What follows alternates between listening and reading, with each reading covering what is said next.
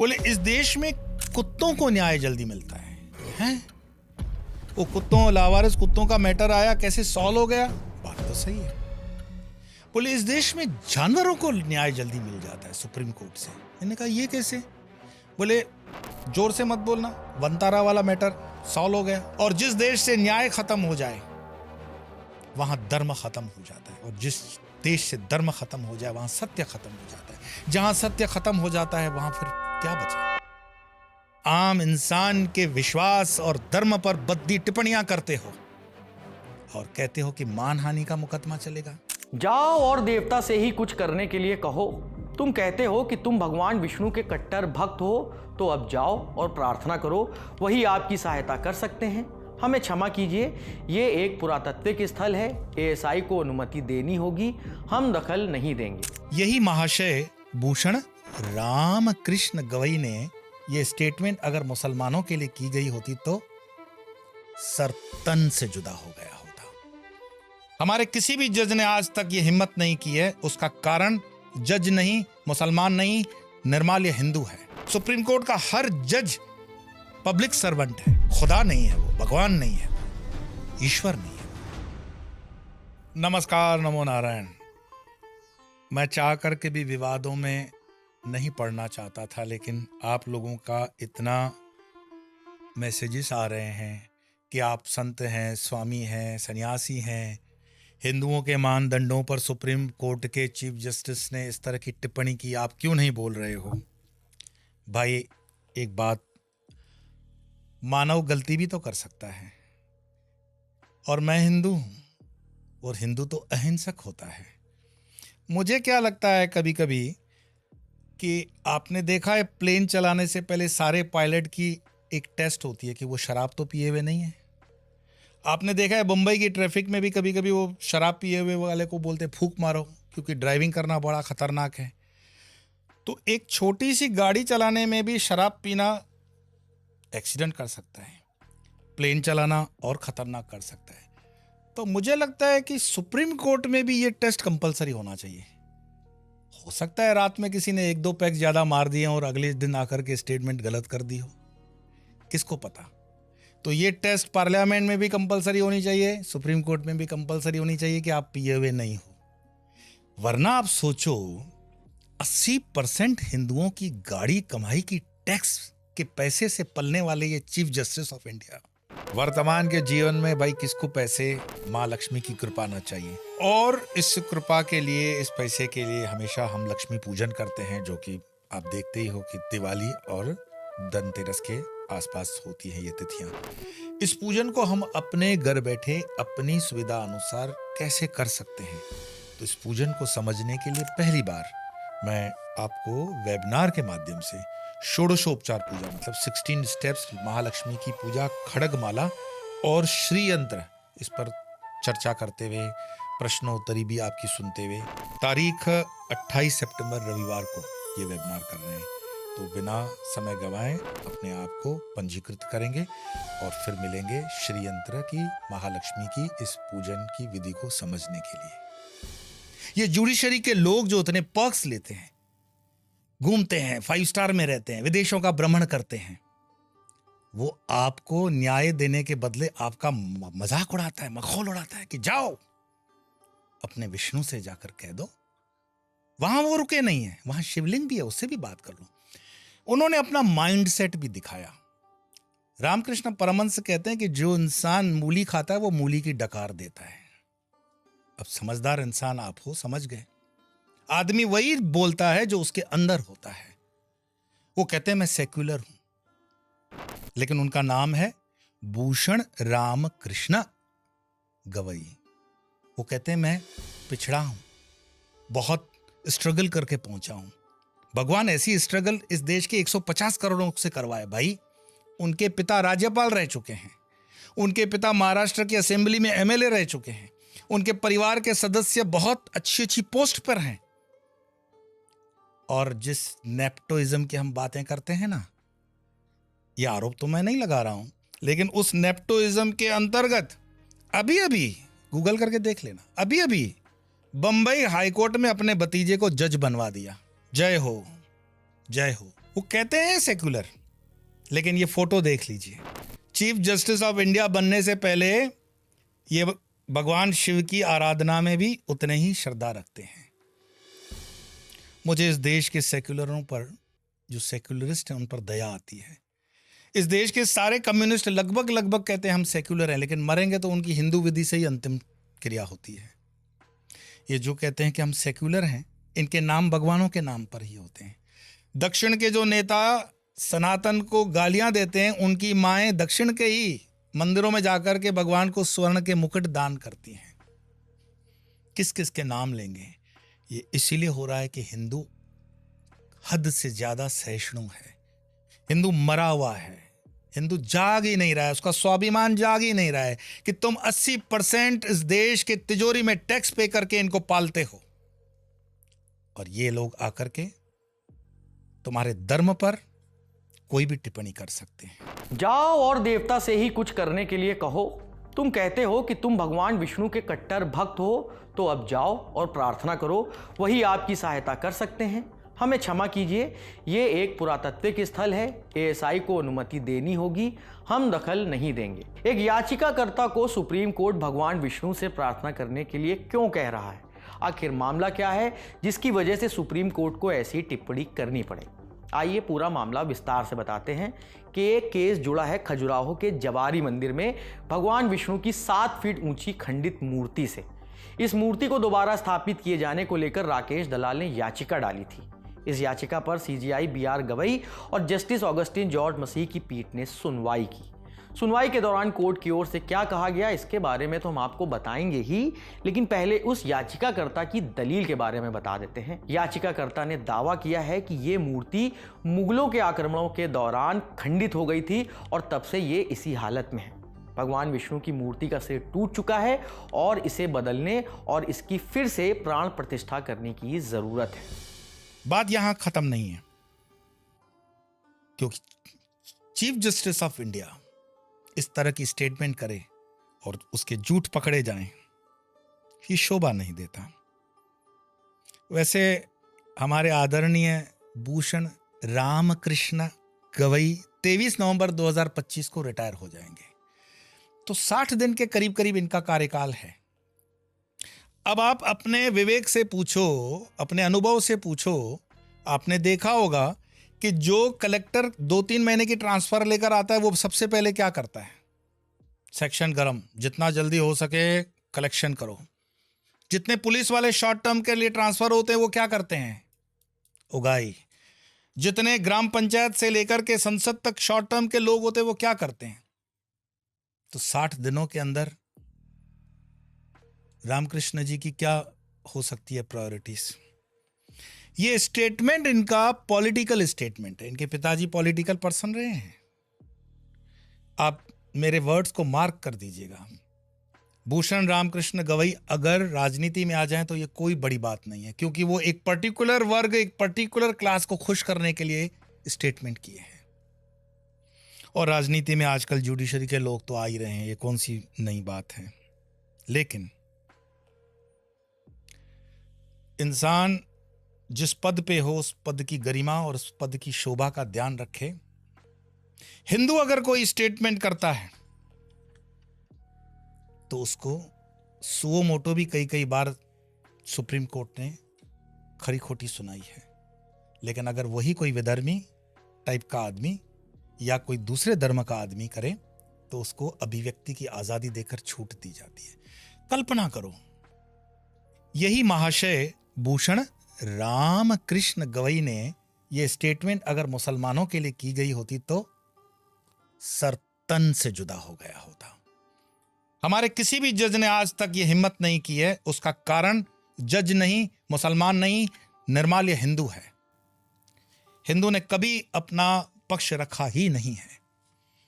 इस आजाद देश के अंदर, सनातन देश के अंदर तुम अपने भगवान के मंदिर के लिए 75 वर्ष तक भीख मांगते रहे कि राम के लिए थोड़ा स्थान दे दो। राम लला को बन करके केस का एक पार्टी बन करके खड़ा होना पड़ा। क्या इस देश की दुर्दशा और क्या इस देश का विभाजन धर्म के आधार पर हुआ है। मुसलमानों को हमने दे दिया पाकिस्तान। इस देश में अगर हिंदू बनकर नहीं रहेगा तो कहां रहोगे भाई तुम? मैं किसी अपने मित्र से बात कर रहा था, बोले आप कुछ ज़्यादा ही भावुक होकर के ये बातें करते हो, थोड़ा प्रैक्टिकल भी हो जाओ। मैंने कहा वो कैसे? बोले इस देश में कुत्तों को न्याय जल्दी मिलता है। इस देश में कुत्तों को न्याय मिलता है? बोले हाँ, वो कुत्तों, लावारिस कुत्तों का मैटर आया, कैसे सॉल्व हो गया। बात तो सही है। बोले इस देश में जानवरों को न्याय जल्दी मिल जाता है सुप्रीम कोर्ट से। मैंने कहा ये कैसे? बोले जोर से मत बोलना, वनतारा वाला मैटर सॉल्व हो गया, एनवलप बंद, यहाँ के वकील ने बोला खोलना नहीं, यहाँ के वकील ने बोला खोलना नहीं, सुप्रीम कोर्ट ने बोला खोलने के लिए बोलोगे तो केस हो जाएगा, वनतारा पे कुछ बोलना नहीं है, जानवरों का मैटर सॉल्व है। लेकिन मनुष्यों को, इंसानों को, और विशेषकर हिंदुओं को इस देश में न्याय नहीं मिलता। आज भी हिंदू गाय के लिए भीख मांग रहे हैं कि गाय को राष्ट्रीय पक्षी की तरह संरक्षण दो। इस देश का दुर्भाग्य है कि हम इस दुनिया के एटलीस्ट सेकंड नहीं तो थर्ड तो लार्जेस्ट एक्सपोर्टर ऑफ बीफ हैं, मांस। और इसी देश में जैन भी रहते हैं। बताओ, मैं एक जैन साधु से बात कर रहा था, बोले ये देश तो हमारा अहिंसा के ऊपर चलता है। कैसी अहिंसा तुम्हारी? जो बीफ तुम एक्सपोर्ट करते हो, उस बीफ के टैक्स से जो पैसा आता है उसका 0.0000001% भी सब्सिडी मानो तुम्हारे रोड में चलती है, बिजली में चलती है, पानी में चलती है, तो तुम मांस इनडायरेक्ट तो खा ही रहे हो। लेकिन हमें ना तो इस चीज पर कभी कोई एतराज है, ना कोई ग्लानि है। और मजेदार बात है कि ये एक्सपोर्ट करने वाला मुस्लिम नहीं है, मांस मुस्लिम एक्सपोर्ट नहीं कर रहा है, हिंदू है। गूगल करके देखो, सबके नाम मैं ही ले लूंगा तो तुम मुझे ही फंसाने पे बैठे हुए हो। कुल मिलाकर के सुप्रीम कोर्ट ही थी ना जिसने बताया था कि कुंभ में हिंदू या मुस्लिम नाम लिखने की जरूरत नहीं है। नाम लिखने की क्या जरूरत है? पर सुप्रीम कोर्ट अगर कहे कि फल की गाड़ी पर खड़ा होने वाला दाढ़ी और टोपी पहन के क्यों खड़ा रहेगा, हलाल लिख के क्यों खड़ा रहेगा, लेकिन हिंदू ने कभी उसका काउंटर नहीं दिया, कभी पूछने भी नहीं गया। 80% हिंदू जो टैक्स पेयर है इतना निर्माल्य है कि उसको लगता है कि नहीं, क्या फर्क पड़ता है। न्यायालय ने हिंदुओं को नीचा दिखाने के लिए इतने निर्णय दिए हुए हैं, अगर मैं लिस्ट बनाऊं तो ये एपिसोड कम से कम 1-1.5 घंटे का हो जाएगा। एक एक उसको गूगल करके चेक कर लो। और उनका अंदर का आत्मा कभी जागृत भी नहीं होता है कि ये गलत हुआ है।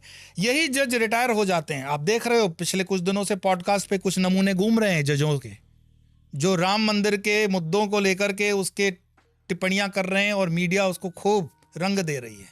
एक जज तो बिल्कुल अभी वकालत करने आ गया है और वो राम मंदिर के दिए हुए फैसले पर ऐसे ऐसे प्रश्न खड़े कर रहा है जिससे उसको पॉलिटिकल करियर बढ़िया बन जाए। तो ये एम्बिशन, पॉलिटिकल एम्बिशन जजेस को तो पहुंचा देगा पार्लियामेंट में, लेकिन समाज को गर्त में गिरा देगा। ये सिविल वॉर की तरफ बढ़ा रही है जुडिशरी के ये लोग, देश को बांट रहे हैं, लेकिन इस पर किसी का ध्यान नहीं है। हम इस देश के कोर्ट को सुप्रीम कोर्ट क्यों कहते हैं? मेरे देखे सुप्रीम कोर्ट, परमात्मा की जो कोर्ट है वो सुप्रीम कोर्ट होती है। इस देश की कोर्ट को सोशल जस्टिस डिपार्टमेंट कह देना चाहिए बस।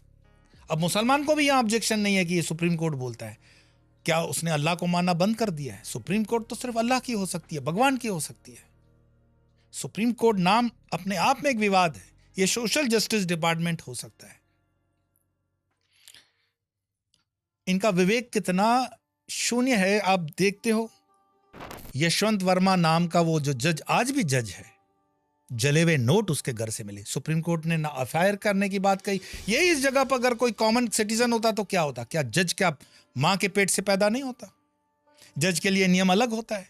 और जब उनको अकाउंटेबिलिटी के लिए 2015 वाला वो bill, national judicial appointment commission वाला बिल आए, पार्लियामेंट ने पास कर दिया, यानी कि भारतीय जनता ने वोट देकर कहा कि ये बिल पास है और अब इस तरह से जजेस आएंगे, उस बिल को सुप्रीम कोर्ट ने पूरी तरह से खारिज कर दिया। और वो जो कॉलेजियम सिस्टम बताते हैं, कॉलेजियम सिस्टम मतलब समझते हो क्या होता है? बैठे हुए 8-10 ही तय करेंगे कि इस देश में कौन सुप्रीम कोर्ट का जज बनेंगे। बुलाएंगे, तुम मेरे भतीजे हो, ओहो तुम उसके भाई हो क्या, आ जाओ आ जाओ, तुम ये हो, तुम वो हो। कभी उसमें एक क्लैरिटी, ट्रांसपेरेंसी, अकाउंटेबिलिटी रही नहीं है। कॉलेजियम सिस्टम अपने आप में एक फेल सिस्टम रहा है। कॉलेजियम सिस्टम डेमोक्रेसी के ऊपर एक मजाक है और इस देश के सारे वोट करने वाले लोगों के ऊपर तमाचा है। लेकिन हमने कभी उस चीज को एतराज नहीं किया। और सुप्रीम कोर्ट के डर से मानहानि होगी, मानहानि होगी। तुम्हारा मान बचा कहां है भाई? तुम आम इंसान के विश्वास और धर्म पर बद्दी टिप्पणियां करते हो और कहते हो कि मानहानि का मुकदमा चलेगा। वाह! मैं मानता हूं कि सुप्रीम कोर्ट में बहुत एक डिसिप्लिन की आवश्यकता है। एक वोटर होने के नाते, एक टैक्स पेयर होने के नाते, मैं टैक्स पे करता हूं। इस वर्ष भी मैंने टैक्स पे किया हुआ है उस राइट के अंतर्गत, और अभिव्यक्ति की आजादी के आधार पर भी मुझे ये बोलने का अधिकार सुप्रीम कोर्ट ने नहीं, बाबा साहब अंबेडकर ने कॉन्स्टिट्यूशन के माध्यम से दिया हुआ है। और मैं बड़ी विनम्रता पूर्वक इस चीज को रख रहा हूं। कोई जिंदाबाद मुर्दाबाद या कोई जलाने धमकाने या पत्थरबाजी वाले मैटर से नहीं बोल रहा हूं। स्वतः संज्ञान, वो कहते हैं ना सुओ मोटो में स्वतः संज्ञान आपको कुछ दिखते नहीं, कोई भ्रष्टाचार नहीं दिखता आपके जुडिशरी में।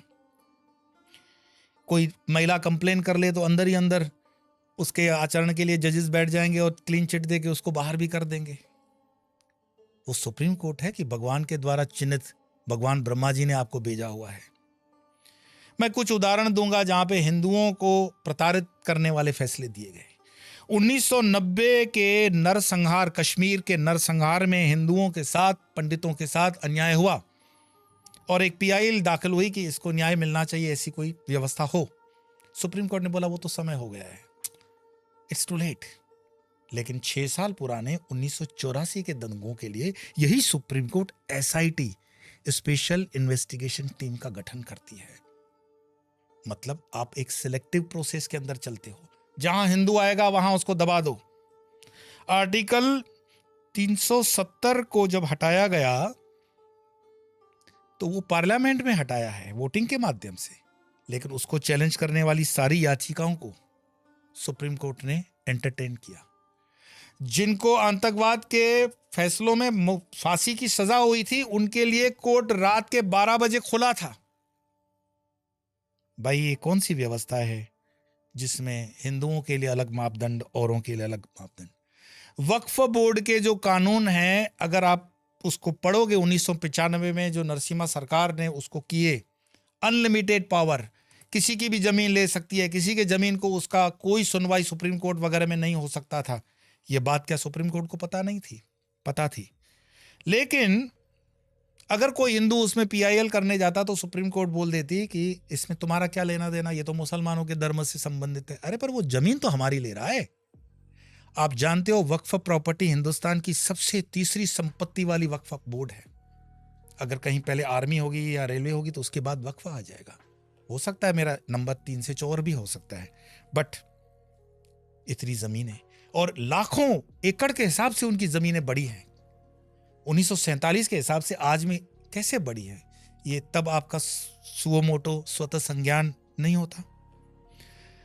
2012 में मंदिरों को सरकारी कब्जा हटाने के लिए एक पीआईएल लगाई गई, जिसकी सुनवाई 12 साल तक नहीं हुई, और 12 साल के बाद निर्णय आता है कि आप एक काम करो, नीचे हाईकोर्ट में चले जाओ।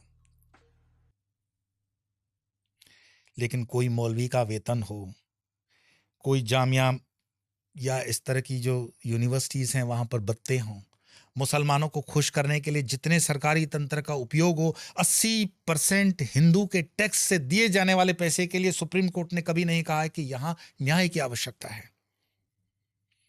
2009 में खूनी कानून आया था कांग्रेस सरकार का, RTE, राइट टू एजुकेशन। आपको पता है राइट टू एजुकेशन जितना सुनने में आपको कम्युनिस्टों ने माइंड में भरा ना कि ये सबको समान अधिकार मिलता है शिक्षा का, किसका समान अधिकार? माइनॉरिटी किसी मुस्लिम मदरसे या स्कूल के लिए वो कानून नहीं था, किसी क्रिश्चियन मिशनरी के स्कूल के लिए वो नहीं था। वो RTE कानून सिर्फ हिंदुओं के स्कूल के लिए था कि 25% आपको रिजर्वेशन देनी है जो इकोनॉमिकल बैकवर्ड है। इस चक्कर के अंदर क्या हुआ, Sonia Gandhi purely Christian missionary के लिए वो कानून बना करके उनको खुश कर रही थी, और वो कानून बना और उसमें कई हिंदू स्कूल बंद हो गए और हिंदू बच्चों को कंपलसरी एडमिशन क्रिश्चियन मिशनरी में लेना पड़ा या दूसरे धर्म की स्कूलों में लेना पड़ा। मतलब सीधी बात थी, इतना खुराफाती ये फैसला था कि हिंदू अपने स्कूलों से हट गया, हिंदुओं की स्कूलें बिक गई। स्वतः संज्ञान सुप्रीम कोर्ट क्यों लेगी? क्योंकि सुप्रीम कोर्ट के लिए हिंदू सिर्फ उसका पेट भरने वाली गाय है जो चारा खाएगी, गोबर देगी और गोमूत्र पिएगी। दूध तो सुप्रीम कोर्ट ही पिएगा। 80% की टैक्स से वहां के जज चलते हैं, लेकिन आज तक स्वतः संज्ञान हिंदुओं के विषय में नहीं हुआ। ये कहते हैं कि अभिव्यक्ति की आज़ादी का सबसे बड़ा कि एक उनका कानून बनाया था उन्होंने हेट स्पीच को लेकर के, 28 अप्रैल 23 के आसपास का ये कानून सुप्रीम कोर्ट का है कि हेट स्पीच नहीं कर सकते हो। हेट स्पीच मतलब किसी के लिए गलत बोलना नहीं कर सकते हो। लेकिन वही हेट स्पीच जब दक्षिण का एक मुख्यमंत्री करता है और सनातन को फफूंद जैसी संज्ञा भी देता है, तो सुप्रीम कोर्ट मैं खामोश रहूंगी। और कोई पीआईएल आता है तो उसको सुनने वाला क्रिश्चियन जज है। मैं जानबूझकर क्रिश्चियन बोल रहा हूं क्योंकि बोलने वाला, गाली देने वाला भी क्रिश्चियन था और फैसला करने वाला भी क्रिश्चियन था, के.एम. जोसेफ। ये वो जस्टिस है जो हंस करके कहता है ये तो अभिव्यक्ति की आजादी है। तो अभिव्यक्ति की आजादी तुम हिंदुओं के लिए लगा लेते हो, सर तन से जुदा हो जाए उस डर से तुम दूसरों वाले में नहीं लगा देती हो, तो ये न्याय नहीं हो सकता, ये सत्य नहीं हो सकता। और हम जैसे बोलने वालों के लिए तुम परेशानियां प्रारंभ कर देते हो। क्या पता मुझे भी कोई नोटिस आ ही जाएगा। पर हमारा ये जो चोला है ये सत्य के लिए है, सनातन के लिए, मेरे देश के लिए है, मेरे राष्ट्र के लिए है। निपुर शर्मा की हेट स्पीच है। और 15 मिनट वाला वो ओवैसी का फर्जंद जो बोलता है वो राष्ट्रगीत गा रहा था। सुप्रीम कोर्ट क्या कर रही थी? पशु बलि के ऊपर आऊं। मूर्ख है हिंदू जो अपने विवाद को इस तरह से मीडिया में लाता है कुछ विदेशी ऑर्गेनाइजेशन के चक्कर में। पशु बलि का मतलब है देवी को बलि देना, जो नॉर्थ ईस्ट में चलती है, चाहे वो उड़ीसा हो चाहे वो असम हो। कोर्ट के माध्यम से उन बलियों को रोका जाता है, लेकिन मुसलमान के लिए बकरी ईद पर कोई कानून नहीं। 80% हिंदू जो टैक्स पे कर रहा है अपने ही धर्म को, मैं मानता हूं चलो वैष्णवों को तकलीफ है, मत देखो, वैष्णव को कोई शिवाइट बुला भी नहीं रहा है, मत देखो, ये हमारा आंतरिक मामला है। लेकिन आप इस तरह से नहीं कह सकते हो कि बकरी ईद में कटने वाला जो बकरा है वो पुण्य है, और मां के लिए जो बलि चढ़ती है कामाख्या में या किसी और मंदिर में वो क्रूलिटी के अंदर आती है। दही हांडी पर आप प्रतिबंध लगा लेते हो, लेकिन मोहर्रम पर जो वो पीटते हैं, खून निकालते हैं, उसको आप धर्म की आजादी मानते हो। कब हिंदू जगेगा? प्रदूषण फटाकों से होता है, तो प्रदूषण के नाम पर पटाखे जलाने दिवाली में बंद करवा दिए कोर्ट ने। लेकिन वही पटाखे जब पाकिस्तान जैसी नामुराद टीम जीत जाती है और यहां के मुसलमान अपने इलाकों में फोड़ते हैं, उसी जगह जहां पे बंदी है, तो वो प्रदूषण को शुद्ध कर रहे होते हैं। 1995 के या 1991 1991 places of worship act, Hindu अपने पूजा के स्थलों की भीख मांग रहा है और सुप्रीम कोर्ट मैं चुप रहूंगी। महिलाओं के न्याय देने में हिंदुओं के महिलाओं को न्याय दिलाती है यहां की सुप्रीम कोर्ट। 2 मंदिरों के विवाद हुए, शनि श्रृंगारपुर के अंदर महिलाओं का प्रवेश और दक्षिण में शबरीमाला। लेकिन सुप्रीम कोर्ट को यह नहीं दिखाई दिया कि दरगाह के अंदर, मस्जिद के अंदर या चर्च के अंदर कोई पादरी तुमने महिला देखी है। लेकिन सुप्रीम कोर्ट मैं चुप रहूंगी। ये इसीलिए चुप है, ये इसीलिए आपके न्याय के 2 अलग अलग पैमाने हैं, हिंदुओं के लिए अलग, मुसलमानों के लिए अलग, क्रिश्चियनों के लिए अलग, क्योंकि 80% हिंदू टैक्स पेयर को अपना स्वाभिमान नहीं है। हिंदू जानता ही नहीं है कि उसका अधिकार बनता है। सुप्रीम कोर्ट का हर जज पब्लिक सर्वेंट है, खुदा नहीं है वो, भगवान नहीं है वो, ईश्वर नहीं है वो। हम बोलते जरूर हैं माय लॉर्ड, ये गलत है, कोई लॉर्ड वार्ड नहीं, वो जज हैं। डिग्निटी होनी चाहिए, रिस्पेक्ट होनी चाहिए। हमारा लॉर्ड हमारा परमात्मा होता है, दैट्स इट। जिस दिन हिंदू जग जाए, जिस दिन हिंदू को लगे कि वो अपनी गाड़ी कमाई के 80% टैक्स दे रहा है और उसको न्याय मिलना चाहिए, और उसकी सरकार जो चुन करके उसने भेजी है उसका काम बनता है कि उनको अकाउंटेबिलिटी के साथ लाए, तो हर supreme court, high court, district court में न्याय चलेगा। वरना ये न्याय तंत्र पूरा सड़ गड़ चुका है। अगर इस देश के अंदर जो भी अराजकता, जो भी दंगे फसाद देखते हैं, इसमें कानून जो ढीला चल रहा है उसका बड़ा लेन देन है। किसी भी केस के आयोग को आज तक किसी कोर्ट में सजा नहीं हुई है। अगर हर केस के अंदर सजा से वो लोग आरोपी बरी हो रहे हैं, तो मुझे बताओ, इन्वेस्टिगेशन ऑफिसर ने क्या इन्वेस्टिगेशन किया, उसकी सजा क्यों नहीं हुई? सजा न करने के पीछे कोर्ट। आप हर प्रॉब्लम के जड़ के में जाओगे, हर प्रॉब्लम को एनालिसिस करोगे, आपको वहीं पे मिलेगा न्याय तंत्र। और जिस देश से न्याय खत्म हो जाए वहां धर्म खत्म हो जाता है, और जिस देश से धर्म खत्म हो जाए वहां सत्य खत्म हो जाता है। जहां सत्य खत्म हो जाता है वहां फिर क्या बचा? जिंदाबाद मुर्दाबाद, अराजकता। तो आज बड़े गंभीर स्वर से, अपनी वेदना से ये एपिसोड आपको दे रहा हूं। क्या पता इस तरह की एपिसोड भविष्य में बना भी पाऊं कि ना बना पाऊं। क्या पता यूट्यूब इसको कब बंद भी कर ले। अगर आप जिंदा हिंदू हैं, जीवित हिंदू हैं, तो कम से कम 10 जीवित हिंदुओं को ये आगे फॉरवर्ड करेंगे और इस पर चर्चा करेंगे। आज इतना ही, फिर मिलेंगे। नमो नारायण।